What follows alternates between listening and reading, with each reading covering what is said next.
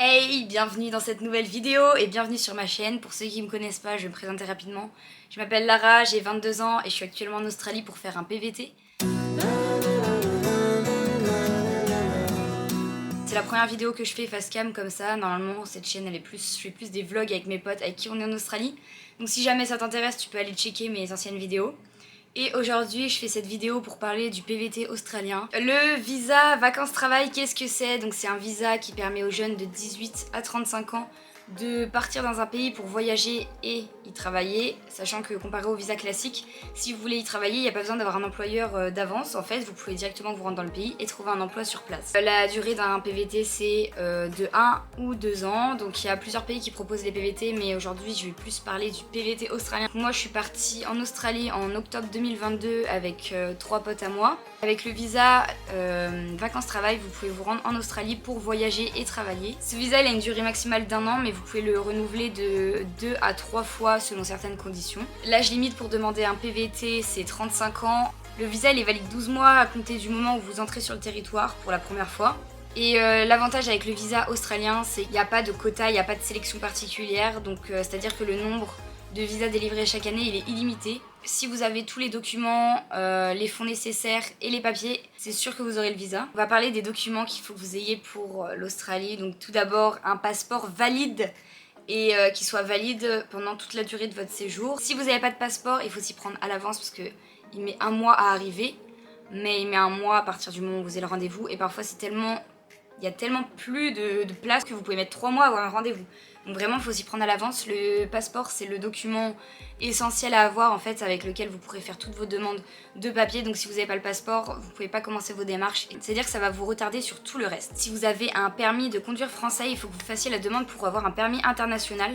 Donc les démarches sont gratuites, mais ça pareil, il faut s'y prendre bien à l'avance. Ça peut mettre jusqu'à 3 mois à arriver. Il est obligatoire pour conduire en Australie. Donc il vous faut le permis international et votre permis de conduire français. Pour partir en Australie, il vous faut bien sûr le visa. Donc il faut vous rendre sur le site officiel de l'immigration australienne. Donc je vous mettrai le lien en bas. Et après c'est assez intuitif comme site. Pour faire la demande de visa, il faut créer un IMI account. Il faut remplir ensuite le formulaire qui prend entre 30 minutes à 1 heure. Pour ça, il faut réunir une copie de votre passeport, une preuve de fonds financiers et un moyen de paiement, et donc après vous avez juste à suivre les instructions. Je sais que moi j'avais galéré à le faire parce qu'il buguait, mais au final je m'en suis sortie. Vous pouvez vous rendre sur YouTube, il y a des tutos qui montrent étape par étape comment remplir le formulaire, parce que si vous galérez comme moi, honnêtement en 30 minutes avec le tuto j'avais réussi à comprendre. Donc à la fin de la procédure, en fait, vous allez recevoir un TRN, donc c'est le numéro de transaction. En cas de réponse favorable, du coup, vous allez recevoir un email qui vous dit que le visa donc, a été approuvé, donc c'est marqué Granted. Et c'est en général assez rapide, c'est environ dans les 72 heures après que vous ayez rempli le formulaire. Moi je sais que c'était dans les 2 minutes, j'étais choquée, c'est hyper rapide. Donc si jamais c'est marqué Granted sur votre papier, vous l'avez. Et ma pote Alice, si vous regardez les vlogs vous allez la voir, en gros cette boulette, elle a attendu pendant 1 mois, voire 1 mois et demi en étant là en mode j'ai pas mon visa. Elle a pas commencé ses papiers, on était en stress qu'elle l'ait pas. Pour qu'au final elle se rende compte genre au bout d'1 mois et demi qu'elle l'avait eu en 2 minutes, c'est juste qu'elle savait pas ce que ça voulait dire Granted, elle pensait que c'était en attente. Donc, une fois que vous avez reçu votre visa sur votre boîte mail, qu'il a été validé, vous avez jusqu'à 12 mois pour vous rendre en Australie.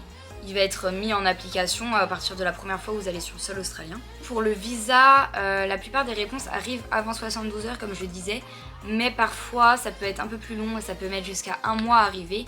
Donc toujours faire à l'avance, encore une fois. Et c'est pas parce que votre ami il a le visa en 2 minutes que vous allez l'avoir en 2 minutes en fait, ça dépend des gens, je sais pas pourquoi. On va parler des frais que vous allez avoir pour partir. Donc tout d'abord, si vous n'avez pas de passeport, ça coûte environ 86 € je crois de refaire le passeport. Donc ça faut que vous le preniez en compte. Les prix d'un billet d'avion aller-retour c'est compris entre 900 € et 1400 €. C'est conseillé quand même de prendre son billet d'avion après avoir obtenu le visa, à moins que vous ayez une garantie et que vous pouvez vous faire rembourser ou changer la date. Donc voilà, on sait jamais.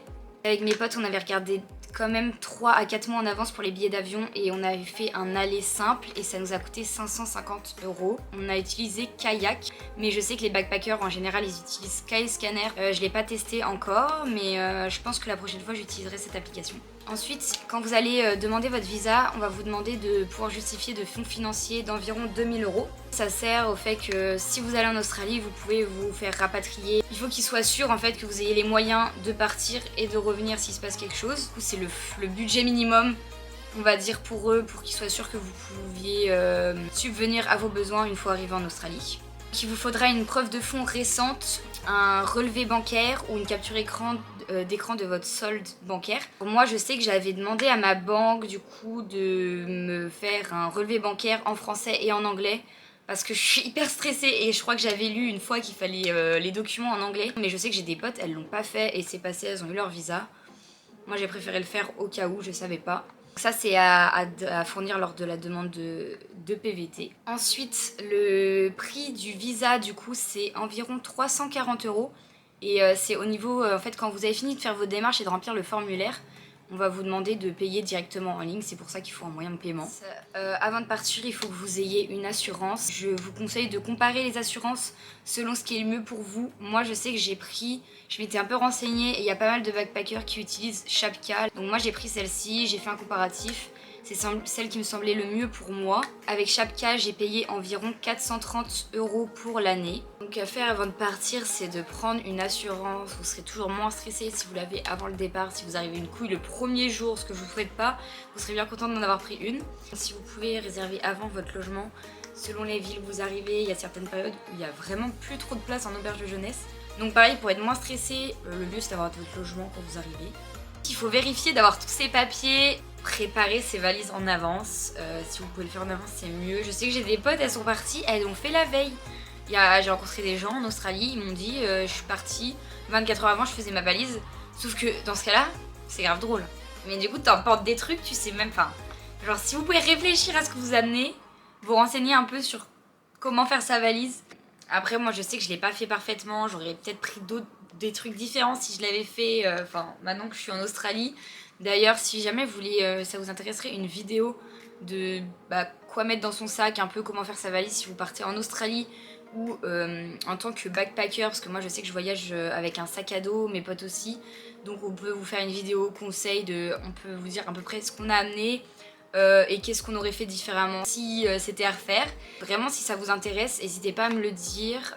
Je finis par vous dire du coup qu'il est possible de renouveler le visa pour une deuxième année à condition d'avoir effectué vos 88 jours en ferme. Donc il faut pouvoir justifier d'avoir travaillé dans les fermes ou dans certaines zones de l'Australie qui acceptent de compter votre travail pour les jours de visa. Tout ça, vous pouvez le trouver sur internet. Bon, c'est la fin de cette vidéo. Merci d'avoir regardé jusqu'au bout. C'est la première vidéo que je fais en face cam, donc j'ai encore des améliorations à faire. Mais je tenais vraiment à la faire pour ce début d'année 2023, pour ceux qui se posent des questions sur le PVT. Du coup, comme je disais, moi je fais plus des vlogs avec mes potes. Donc si vous voulez découvrir nos vlogs, vous pouvez regarder les vidéos qu'il y a sur ma chaîne. Et par contre, j'aimerais faire plus des vidéos facecam cette année, plus avoir des projets comme ça. Pareil, on fera peut-être des vidéos avec mes potes sur des sujets comme du coup l'Australie, vu qu'on est là pour encore quelques mois. Si vous aimez ce contenu et si ça vous intéresse, vous pouvez vous abonner, ça me ferait grave plaisir. Mettez un petit pouce bleu aussi pour le référencement. Et qu'est-ce que je voulais dire ? Si vous avez des questions par rapport au visa, n'hésitez pas, l'espace commentaire est ouvert en bas.